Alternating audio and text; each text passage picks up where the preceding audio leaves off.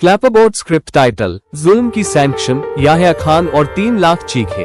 एक कौम जो खुद को मुसलमान कहती रही और मुस्लिम बहनों को गुलाम बनाती रही। Opening scene. वक्त 1971। बांग्लादेश अभी पैदा नहीं हुआ था, लेकिन कैंप बन चुके थे। Rape camp. Greater than. अगर अवामी लीग ने वोट जीता तो क्या शेख मुजीब उर रहमान पूरे पाकिस्तान का हुक्मरान बनता? चेक मार्क हाँ, बिल्कुल। अगर पाकिस्तान एक पार्लियामेंट्री डेमोक्रेसी होता और संविधान के मुताबिक चलता, अगर इंसाफ होता, तो शेख मुजीब उर रहमान को प्रधानमंत्री बनना था पूरे पाकिस्तान का। कैलेंडर 1970 का चुनाव, पाकिस्तान का पहला जनरल इलेक्शन वोटिंग सिस्टम। संसदीय नेशनल असेंबली सीटें 162 सीटें ईस्ट पाकिस्तान ने जीती। 138 सीटें वेस्ट पाकिस्तान ने जीती। बुक्स, स्रोत, इलेक्शन कमीशन ऑफ पाकिस्तान 1970। यानी मुजीब को संविधान के मुताबिक पीएम बनना चाहिए था। अवामी लीग ने क्लियर मैंडेट लिया था। उनका हक था कि वो अपनी सरकार बनाए, संविधान बनाए और देश चलाएं। फायर। लेकिन मसला क्या हुआ? 1. जुल्फिकार भुट्टो ने धमकी दी, ग्रेटर दैन, जो भी वेस्ट पाकिस्तान से असेंबली में जाएगा उसकी टांगे तोड़ दूंगा। 2. याह्या खान ने असेंबली का सेशन कैंसिल कर दिया। कैलेंडर 1 मार्च 1971। Greater than. इससे ईस्ट पाकिस्तान में हंगामा मच गया। मुजीब के फॉलोअर्स ने कहा, ये वोट की तौहीन है। 3.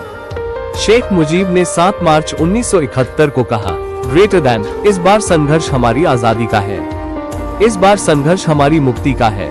राउंड पुष्पिन रेसकोर्स ग्राउंड, ढाका। बुक्स, संदर्भ 7 मार्च स्पीच का audio archive, Dhaka museum. Magnifying glass vote जीतने का मतलब क्या था? चेक मार्क पूरे पाकिस्तान का प्रधानमंत्री बनना। चेक मार्क संविधान बनाने का हक। चेक मार्क सियासी फैसले लेना। चेक मार्क इकोनॉमी की ताकत अपने हाथ में लेना। चेक मार्क सेंटर और प्रोविंसेस के रिश्ते तय करना। लेकिन याह्या और भुट्टो ने क्यों रोका? 1. पंजाबी एस्टेब्लिशमेंट को डर था। ग्रेटर दैन, बंगाली अब बहुमत में है, अब हमेशा ईस्ट रूल करेगा, जो सही था। 2.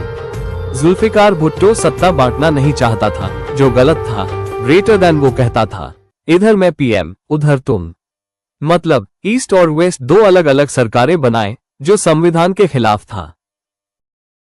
3. मिलिट्री ने बंगालियों को हीन समझा। ग्रेटर दैन, वो सोच भी नहीं सकते थे कि कोई बंगाली सैनिक या नेता वेस्ट पाकिस्तान पर हुकूमत करेगा।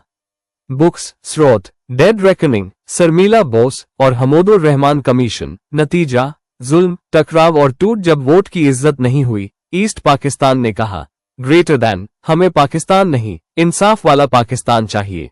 जब जुल्म हद से बढ़ गया तो अवामी लीग का जनादेश मुक्ति बहिनी की बंदूक बन गया।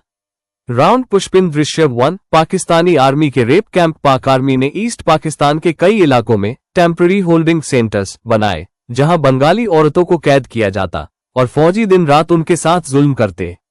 ग्रेटर दैन, ये कैंप्स ऑफिशियली डीब्रीफिंग या डिटेंशन सेंटर्स कहे जाते, लेकिन हकीकत में ये थे रेप फैक्ट्रीज।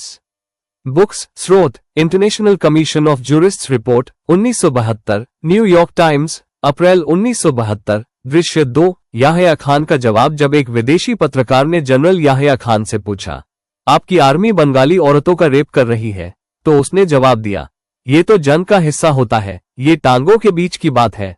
बुक्स, स्रोत, Time magazine 1972। New York Times, Bengal की शर्म 1972। ग्रेटर दैन, और ये था हमारा सुप्रीम कमांडर, जो कुरान उठाकर कसम खाता था और रेप को एक सैन्य रणनीति बना चुका था। दृश्य 3। कौन थी वो पीड़िताएं? ग्रेटर दैन, रेप की शिकार 3 लाख औरतों में से 90% से ज्यादा मुस्लिम महिलाएं थीं, जो रोज कुरान की आयतें पढ़ती थीं, जो दुपट्टा ओढ़ती थीं और पाकिस्तान के झंडे को अपना मानती थीं। इन 3 लाख से ज्यादा बांग्लादेशी औरतों में से हजारों ने शारीरिक और मानसिक यातना के बाद खुदकुशी कर ली। ये कोई कविता नहीं, दस्तावेजी सच है। Large circle 1। Gang rape camps, व्यवस्थित यौन गुलामी। 1971 के युद्ध के दौरान पाकिस्तान आर्मी ने 2 तरह के रेप कैंप बनाए। 1. अस्थायी मिलिट्री कैंप, जहां बंगाली महिलाओं को लूट का माल कहकर लाया गया। 2. स्थायी होल्डिंग सेल, जैसे ढाका, कुमिल्ला, जहां 14-15 साल की मुस्लिम लड़कियों तक को बार बार रेप का शिकार बनाया गया, सैनिकों के इनाम के तौर पर। ये सब याह्या खान, टिक्का खान और नियाजी जैसे जनरल्स की सीधी जानकारी में था। जब याह्या खान से पूछा गया तो उसने कहा, ग्रेटर दैन, ये जंग का मामला है और औरतें लूट का हिस्सा होती है। ये बात द संडे टाइम्स, लंदन और सिडनी मॉर्निंग हेरल्ड में रिपोर्ट हुई थी। Large circle 2। मानसिक टूटन और आत्महत्या। जिस्म से पहले रूह मरी कई औरतों ने रेप के बाद खुद अपने पेट पर छुरी चलाई ताकि गर्भवती न हो सके। कुछ ने माता पिता के सामने आत्महत्या की क्योंकि रेप के बाद उनका निकाह टूट गया था। बंगाली संस्कृति में इज्जत के लिए जान दी जाती थी। गो रिपोर्ट्स जैसे शानदानी बांग्लादेश विमेंस एड के अनुसार ग्रेटर दैन 10,000 से ज्यादा मामलों में रेप के बाद आत्महत्या दर्ज हुई। Large circle 3। मुस्लिम औरतें शिकार भी और समाज की नजर में गुनहगार भी। 3 लाख रेप पीड़िताओं में से 90% मुस्लिम बंगाली थी। जब पाकिस्तानी सैनिकों ने इस जुल्म को सही ठहराने की कोशिश की तो कहा, ग्रेटर दैन, इन लोगों ने पाकिस्तान के खिलाफ बगावत की थी, इनका ईमान कमजोर था, मगर सजा उन्हें उनके गुनाहों के लिए नहीं, उनकी पहचान के लिए मिली। Large circle 4। युद्ध के बाद का सामाजिक बहिष्कार। जान गई, इज्जत भी गई। जिन औरतों ने जिंदा बचकर यह जुल्म झेला, उन्हें बाद में उनके मर्दों ने छोड़ दिया। उन्हें अपवित्र, गिरी हुई कहा गया और वो जिंदगी भर सिर्फ अपनी ही गलती समझती रही, जबकि गलती कभी उनकी थी ही नहीं।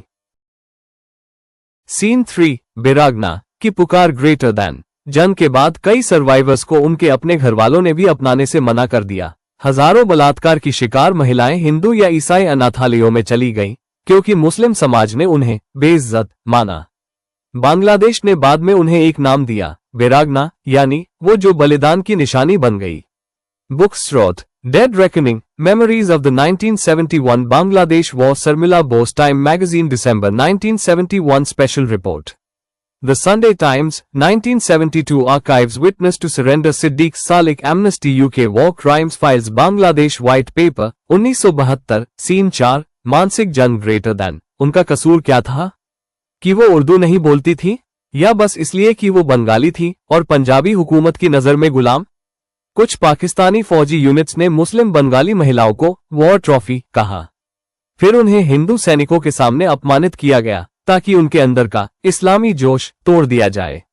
बुक स्रोत doctor Yasmin Saikia, women, war and the making of Bangladesh. Greater than. ये सिर्फ रेप नहीं था, ये एक कौम के ईमान का कत्ल था। सीन 5। नफरत का बीज। Greater than. अगर बांग्लादेश हिंदुओं की साजिश होता तो बलात्कार हिंदू औरतों का होता, मगर पाकिस्तानी फौज ने मुस्लिम बहनों को निशाना बनाया। क्यों? Greater than. क्योंकि उनके लहजे और संस्कृति को पंजाबी मिलिट्री एस्टेब्लिशमेंट बर्दाश्त नहीं कर पा रही थी। Closing punch. Greater than. ये भी पाकिस्तान था जो ढाका में था और खुद को पाकिस्तानी मानता था। उन्होंने भी कायदे आजम के नाम की कसम खाई थी। फिर क्यों उनकी इज्जत हमारे बूटों के नीचे कुचली गई? Greater than. जब एक कौम अंधी हो जाती है तो सबूत भी चिल्लाकर कहते हैं, हमने जुल्म देखा था। Headphone ending sound effects. दूर से आजान की आवाज जोड़ एक औरत की सिसकियां, आमी, आमी, माँ, scroll end screen quote. Greater than. सच को देर से मानना इंसाफ को इनकार करना है। और जब कौम अपने जुल्म को छुपाती है तो अल्लाह की कसम उस पर सबसे पहले अजाब आता है।